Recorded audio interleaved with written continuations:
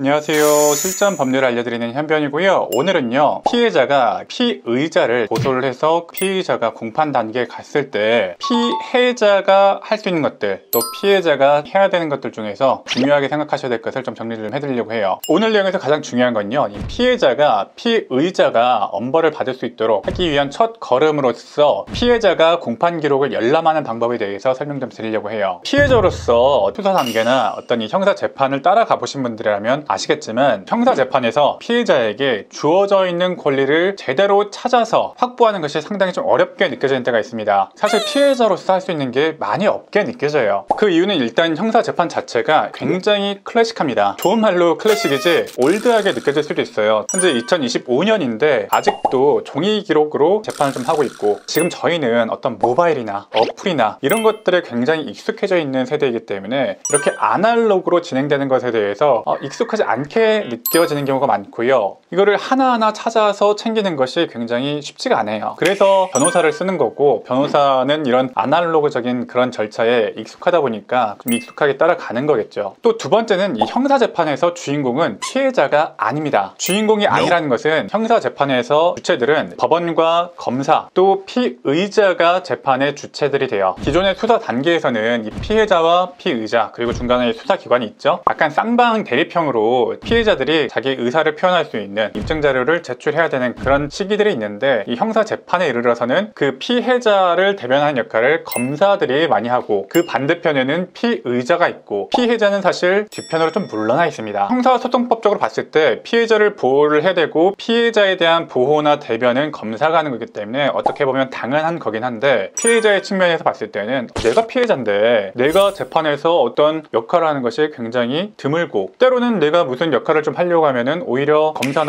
판사가 좀 제지하기도 하고, 나에 대한 재판을 하고 있는 건지 누구에 대한 재판을 하고 있는 건지 헷갈릴 때가 있어요. 그거는 형사소송법상 주체가 법원과 검사 그리고 피의자로 이루어져 있기 때문입니다. 비교적 최근의 트렌드는 그래도 피해자가 재판 과정에서 진술이라 좀 할 수 있도록 피해자 진술권을 좀 부여하고, 피해자에 대한 변호사가 있다면 피해자 변호사가 의견서를 작성해서 제출을 할 수도 있도록 하는 이런 식으로 좀 보장을 좀 하고 있긴 합니다만, 여전히 형사소송법상 주인공은 피해자가 아니다. 자, 그래서 이 형사재판에서 피해자로서 할 수 있는 역할들이 상당히 좀 제한적일 수밖에 없는데, 그럼에도 불구하고요, 저는 피해자가 재판 과정에서 해야 될 것들이 있다고 설명을 좀 드려요. 그 중에서 가장 중요한 게, 피해자와 어떤 합의가 이루어지지 않았고 피해자가 어떤 공탁을 한다거나 합의 시도를 한다는 그런 의견을 재판부에 피력했을 때, 아니다, 이 사람과 합의할 생각도 없고 이 사람은 사과를 한 번도 한 적 없고 그렇기 때문에 엄벌에 처해져야 된다라는 의견을 피력할 수 있는 엄벌 탄원이라는 게 가장 중요하다고 생각을 좀 하고 있고요. 그 외에 증인신문 등의 절차를 통해서 피해자가 진술할 수 있는 기회가 보장되어 있기 때문에 이런 것들은 좀 챙겨서 하셔야 된다고 말씀 좀 드리는 편이에요.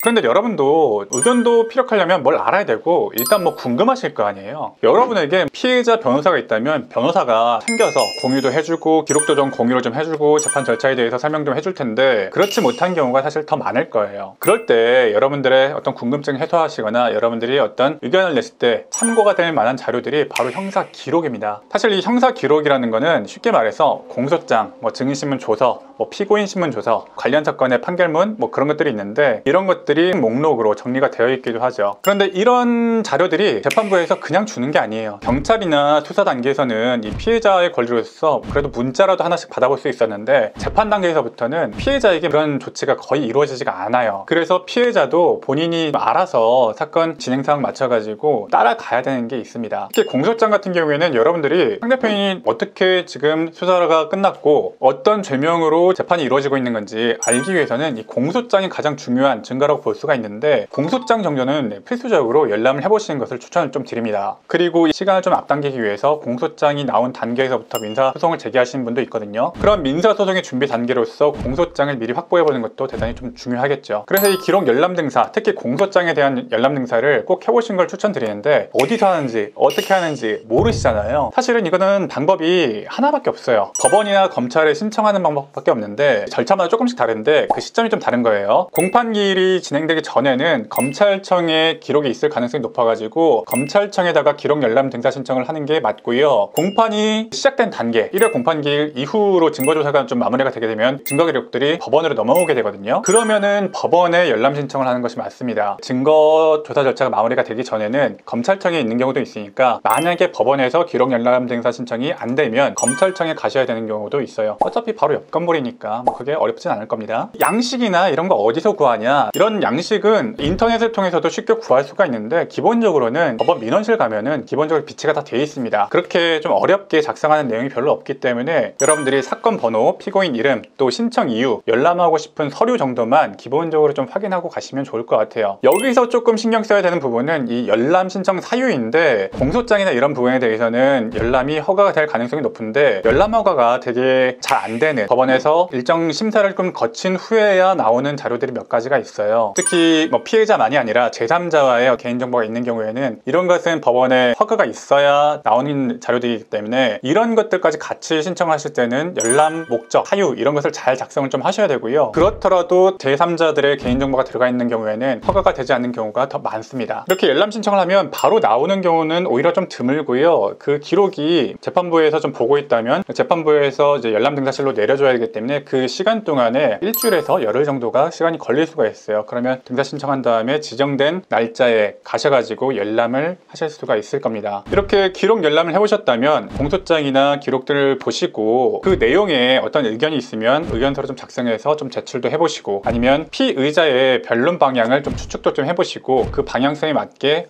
엄벌 탄원서를 내야 되겠다. 지금 시점에서는 이런 의견을 좀 얘기를 좀 해봐야 되겠다 라는 것을 좀 감을 잡으시면 좋을 것 같아요. 자, 오늘은 짧게 피의자가 엄벌받을 수 있도록 형사재판을 좀 쫓아가는 열람 등사 신청에 대해서 좀 알려드렸고요. 특히 공소장에 대해서는 꼭 한번 열람해 보시는 것을 추천드립니다. 오늘 내용이 도움이 되셨다면 구독과 좋아요 한 번씩 눌러주시기 바랍니다. 여러분의 좋아요는 제가 이 채널을 유지하는 큰 원동력이 되고 있습니다. 감사합니다. 현변의 저자가 출간되었습니다. 고소의 기술. 지금 억울한 고소를 당하셨거나 피해를 당하시고 누군가를 고소할 일이 있을 때 필요한 내용을 담았습니다. 고소의 기술. 지금 구매하실 수 있습니다.